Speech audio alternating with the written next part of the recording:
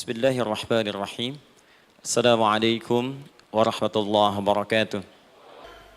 Ya, kenapa masih bisa korupsi? Karena nggak tenang dengan apa yang didapatkan. Kenapa masih bisa menipu? Karena nggak tenang. Kenapa masih bisa berkelahi? Padahal kan orang kaya semua. Kenapa masih mencelakai? Padahal bisnis hartanya sudah banyak. Kenapa? Karena ada sesuatu yang tidak tepat dilakukan. Kita butuh Al-Quran. Kita butuh pedoman. Karena orang dulu itu kayanya luar biasa. Tapi mereka menikmati kehidupannya, dan yang paling membahagiakan adalah hidupnya terhormat, jasanya dikenang, asetnya masih ada sampai saat ini, dan jaminannya dari lisan Nabi surga. Dan kayanya level ketiga.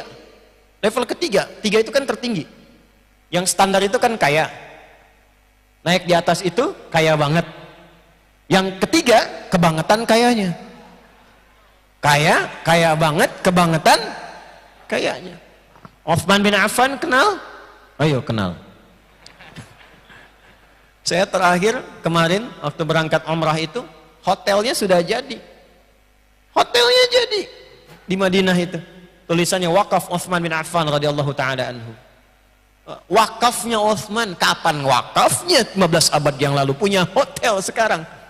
Ya, itu dari barokah apa? Membeli sumur, membeli kebun, lalu diwakafkan, masyarakat bisa menikmati abadi. Sampai sekarang tertulis namanya hotelnya Uthman.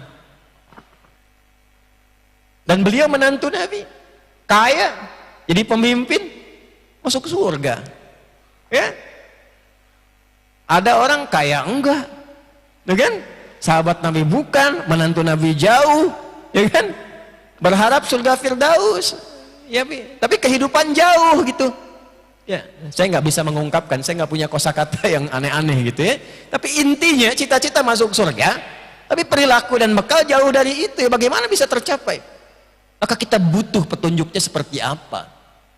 Karena Quran itu abadi dan dijamin sampai sekarang. Allah yang menjamin kok. Semua petunjuknya di setiap zaman pasti dibutuhkan, dan gak akan pernah kita keluar dari semua bimbingan itu. Makanya Allah jaga satu-satunya kitab di muka bumi yang terjaga dari mulai bacaannya, hurufnya, gak pernah tertukar ayatnya, titiknya sampai detik ini dari segi bacaannya, cuma Al-Quran. Silahkan cek Al-Baqarah ayat pertama apa? Alif Lam Mim. Dari zaman Abu Jahal sampai abu-abu yang sekarang dibacanya tetap sama, Alif Lam Mim, Alif Lam Mim. Dulu belum ada harakat, bukankah dulu ada alam nashrah ya, lakas sadrak, tulisannya kan alif lam dengan mim juga kan, tapi nggak pernah ketukar sampai sekarang. Alam nashrah, alam alif lam mim sampai sekarang. Nggak ada yang beda titiknya, nggak ada yang beda hurufnya, nggak ada yang beda cara bacanya, semua serupa Al-Quran. Tapi intinya adalah isinya. Kata Nabi Ibrahim, Nabi Ismail alaihissalam, ya Allah, mohon nanti utus seorang Rasul yang termulia, yang paling istimewa, yang paling hebat, yang dijanjikan itu lahirnya di dekat tempat yang paling istimewa di muka bumi, dekat Ka'bah. Saya sering mengajarkan dan menerangkan ini, tidak ada satupun Nabi Rasul lahir yang kelahirannya dekat Ka'bah tempatnya kecuali Nabi Muhammad sallallahu alaihi wasallam. Dan itu didoakannya oleh Nabi Ibrahim dan Nabi Ismail jauh sebelum masa kelahirannya. Muhammad sallallahu alaihi wasallam bin Abdullah bin Abdul Muttalib bin Hashim bin Abdul Manaf bin Qusay bin Murrah bin Kilab bin Ka'ab bin Ghalib bin Fihr bin Malik bin Nadar bin Kinanah bin Khuzaimah bin Mudrikah bin Ilyas bin Nizar bin Mudar bin Ma'ad bin Adnan bin Addi bin Adri bin Muqawwam bin Nahur bin Tarikh bin Ya'rub bin Yasjub bin Nabit bin Ismail alaihissalam bin Ibrahim alaihissalam. 29 sampai 30 generasi sebelum kelahiran Nabi Muhammad sallallahu alaihi wasallam. Ayo ulangi. Ya, satu generasinya itu bisa ratusan ribuan tahun, didoakan. Makanya tadi saya katakan di awal, Al-Quran itu ayat-ayatnya itu sudah dimohonkan dan sudah viral informasinya. Sebelum kedatangan Nabi Muhammad, setiap para nabi itu ada komitmen, ya, وإذ أخذنا ميثاق النبيين لما آتيتكم من كتاب وحكمة ثم جاءكم رسول مصدق لما معكم لتؤمنن به ولتنصرنه قال أقررتم على ذلكم إصري قالوا بلى شهدنا قال فاشهدوا وأنا معكم من الشاهدين. Perjanjian semua, nggak ada nabi rasul dilantik kecuali membenarkan risalah Nabi Muhammad SAW. Dan apa yang dimohonkan dengan kemuliaan nabi itu, yang paling intinya adalah petunjuk yang dibawanya. Yatsdu alaihim ayatika. Bukankah isi Al-Quran semuanya kita sebut ayat? Al-Fatihah berapa ayat? 7. Al-Baqarah berapa ayat? Intinya semua isi Quran itu ayat. Sekarang persoalannya, apa artinya ayat? Ayat itu jamak dan tunggalnya disebutkan setidaknya kurang lebih 64 kali dalam Al-Quran. Ayat sering diterjemahkan dengan tanda. Padahal tanda itu ada banyak. Yang paling viral itu 2. Ada alamat, ada ayat. Alamat itu dari bahasa Arab, diserap ke dalam bahasa Indonesia. Tanda yang mendekatkan pada tujuan, itu alamat. Di mana alamatnya Masjid Ad-Du'a, Dewi Halim, jalan sekian-sekian koordinatnya. Tahu alamatnya, cepat sampai ke tujuan. Tak tahu alamatnya, putar-putar, pusing-pusing, belum tentu sampai ke tujuan.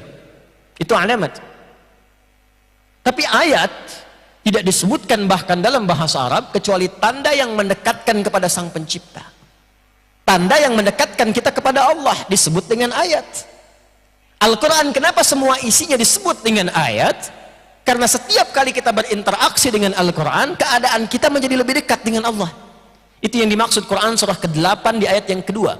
Innamal mu'minuna alladzina idza dzukirallahu wajilat qulubuhum wa idza tuliyat 'alaihim ayatuhu zadatuhum imana wa 'ala rabbihim yatawakkalun. Jadi ayat itu menjadikan kita lebih dekat.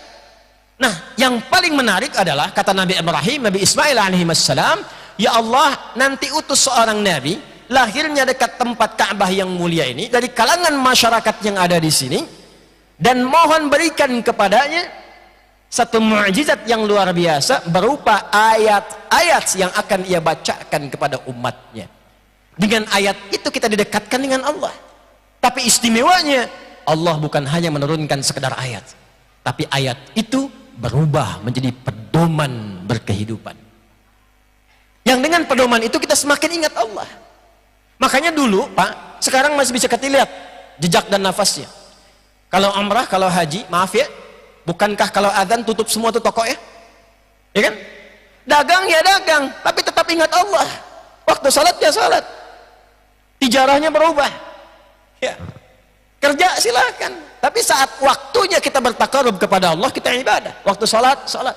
Waktu puasa, puasa. Jadi semua aktivitas itu kalau dibimbing menggunakan bimbingan yang benar dan mengacu kepada ketentuan yang benar, dunianya dapat, akhiratnya pun tercatat dan menjadi dekat hubungan kita dengan Allah. Karena dekat dengan Allah, dibimbing lewat ayat itu, maka yang terjadi mustahil ada pencurian, mustahil ada korupsi, mustahil ada penipuan, karena hambanya ingat Allah. Kalau orang ingat Allah, nggak mungkin mencuri. Anda keluar dari sini ingat Allah, nggak mungkin tertukar sendal. Kan mau dipakai ingat Allah, apa nggak malu mencuri ingat kepada Allah? Nggak mungkin orang ingat Allah itu nyuri. Orang mencuri itu karena nggak ingat Allah. Ya, lupa kan? Kalau lupa kan suka nggak ingat ya. Orang itu tahu berdusta itu dosa, cuman ketika dia berdusta dia lupa. Orang itu tahu kalau mencuri itu salah, cuman ketika mencuri dia lupa. Lupa itu bahasa Arabnya nasiyah. Kita lupa nasina. Nasina di Quran disandingkan dengan salah. Salah itu akhtana. Kita salah akhtana.